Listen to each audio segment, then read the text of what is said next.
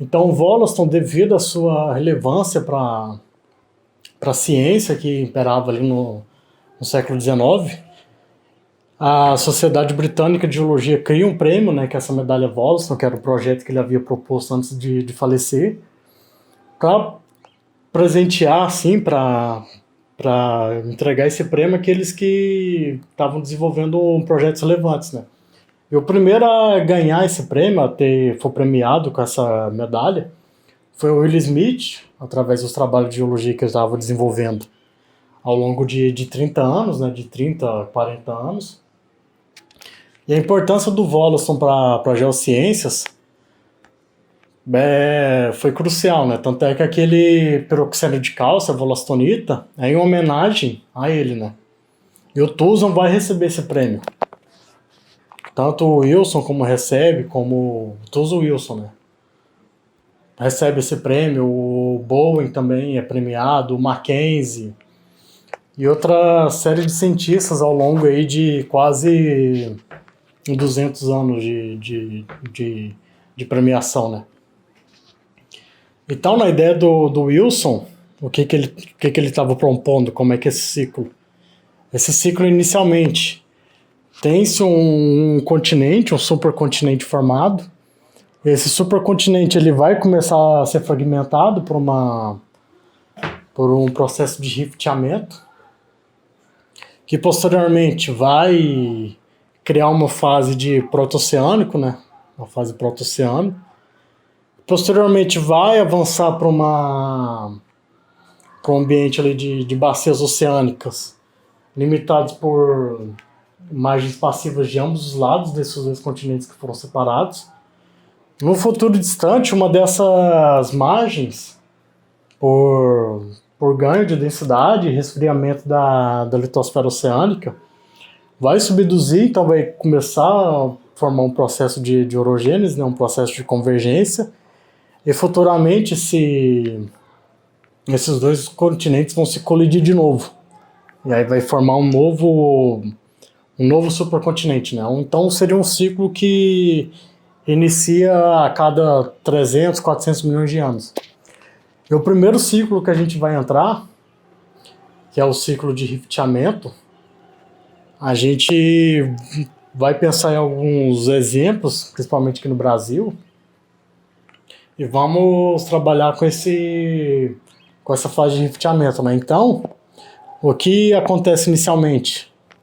Tem-se um supercontinente, que no caso seria o Pangeia, e aí nesse processo, né, o início do processo de rifteamento, ele pode ser tanto um rifteamento passivo ou um rifteamento ativo, né?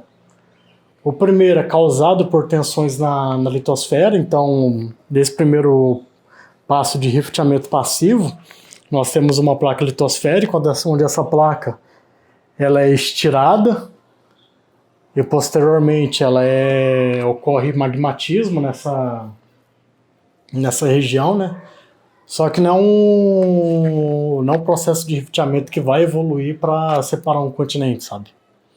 O rifteamento ocorre como uma resposta a uma tensão deviatórica da crosta, né? E o rifteamento passivo ele é causado por plumas astenosféricas, né? Então tem-se uma pluma astenosférica que vai sorguer o continente, e aí nesse processo vai ter estiramento da litosfera, né? Então esse estiramento da litosfera vai ser seguido por magmatismo, que é um magmatismo mais de caráter toleítico, e então vai ser gerada uma série de falhas na crosta, né? na zona rúptil da crosta. Então, devido a essas falhas que estão sendo geradas, essas falhas vão se interconectando e vai gerando uma série de rifts, sabe? Aqui, como no Brasil nós saímos ali do Gondwana, né? Então, o que inicialmente aconteceu foi o sorgimento do continente. Nesse processo de sorgimento, as falhas que foram geradas ali no Brasiliano, principalmente de estrutura nordeste, elas foram se interconectando e em um determinado momento elas se interconectaram, e nesse processo de interconexão dessas falhas, esses rifts, vai ter um ângulo de 120 graus entre cada uma, né? Com o avanço do rifteamento, desses rifts vai ser abortado. Aqui no Brasil nós temos a Bacia do Recôncavo ali como um exemplo desse estágio inicial do ciclo de Wilson. Então, nesse processo de rifteamento, nós precisamos pensar de como que esse rifteamento está ocorrendo. Se esse rifteamento está ocorrendo de forma simétrica ou assimétrica. De forma simétrica, nós podemos imaginar o modelo do Mackenzie, que ele ocorre por cisalhamento puro. Então, nesse processo, o que acontece? O manto superior ali, as camadas mais profundas são deformadas por deformação dúctil, enquanto a crosta superior, ela é deformada por deformação rúptil, e vai gerar uma série de grabens simétricos, né? Esse é o modelo do Mackenzie de cisalhamento puro. Um outro modelo, que também é proposto, é o modelo de cisalhamento simples, que é o do Wernicke, onde uma falha lística ela vai gradar para uma zona de cisalhamento em profundidade. Essa zona de cisalhamento vai atingir o manto, né? Então nós temos uma parte superior que é controlada por falhamento, né? Umas falhas em dominó, vai gerar uma série de grabens assimétricos. E a parte inferior é deformada por deformação dúctil. Então esse é um modelo de cisalhamento simples. E com o avanço do rifteamento e esses grabens que foram gerados primeiros, eles vão se espalhando do centro de calor, né, dessa pluma, do centro de espalhamento, onde que vai começar a gerar crosta oceânica, e aí essas zonas mais distais vai começar a ser erodida porque não vai ter tanta atividade tectônica. Então esses grabens eles vão estar sujeitos à erosão. Então é o que a gente chama de quiescência tectônica. Então esses grabens eles vão ser erodidos e aí posteriormente por reajuste isostático e a propagação dessa criação de crosta oceânica e inundação por águas marinhas, vai se iniciar a fase drift. Então esse vídeo vai ficando até esse ponto. Nessa fase rift que a gente abordou agora inicialmente, o que vai gerar inicialmente vai ser um vulcanismo, né, mais de caráter bimodal, onde vai ser nas porções básicas vai ter um caráter mais soleítico, vai ser os basaltos.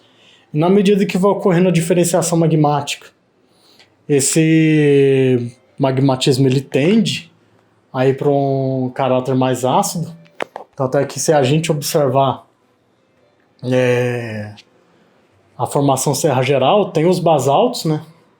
E tem algumas porções, principalmente ali no Rio Grande do Sul, onde tem muitos riolitos ali. Em Santa Maria é um exemplo. E nessa fase rift, onde vai ter esse magmatismo, se a gente observar no Brasil, tem uma série tem essas bacias que foram formadas, né? Pelotas, Santos, Campos, Espírito Santo e vai seguindo em direção ao Nordeste. E tem uma série de rochas vulcânicas que foram formadas, né? Então, na Bacia de Campos nós temos a formação Cabiúnas, na Bacia do Espírito Santo nós temos a formação Camboriú, e essas são correlatas com Serra Geral na Bacia do Paraná. Então isso é inicialmente a fase rift, né? Com o avançar assim, do processo geológico, o que vai ter é uma deposição mais em ambiente continental, onde vai ter muito arenito, conglomerado. Pode ocorrer formação de lagos controlados por atividade tectônica, como ocorreu aqui na Bacia de Campos, onde vai formar ali onde vai se depositar os sedimentos ali do grupo Lagoa Feia, como formação Atafone e Coqueiros, né?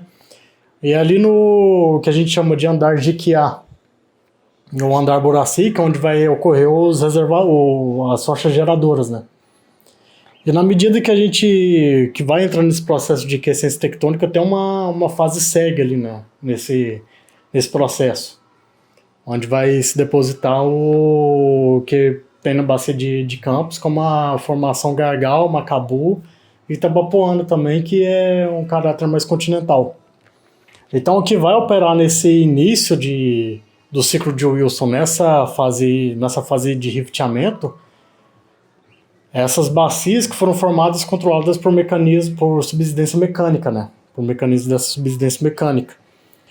E na medida que vamos para a fase oceânica, que vai ser no próximo vídeo, a gente começa a ter os depósitos marinhos, né? Os carbonatos, e quando a separação continental ela atingir sua plenitude, vai ter a deposição ali de pelitos, vai ter um marinho profundo, vai ter toda essa evolução geológica como petrotectônica também. Bom, e vamos ficando por aqui e até a próxima aí, gente.